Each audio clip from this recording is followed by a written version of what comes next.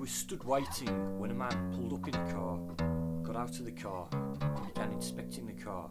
The car had the registration plate D8 VID.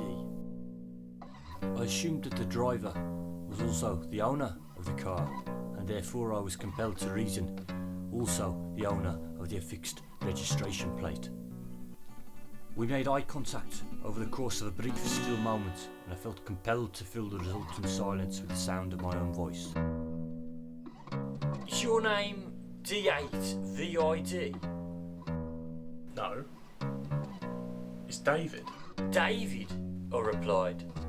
Have you ever considered getting a personalised number plate? He looked at me as if I were incandescent with madness. His coquettish double chin quivered in the wind. I've got one. Are you sure?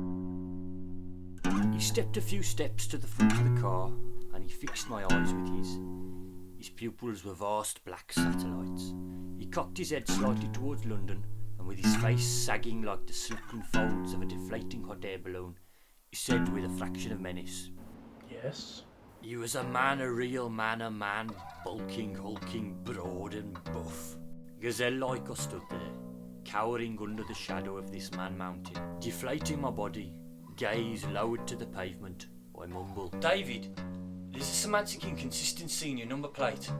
In what circumstances am I to assume that the number 8 should be phonetically substituted by the visual homonym, the letter A, as in David? And in what circumstances am I to assume it be substituted by the homophonic 8 as in date vid?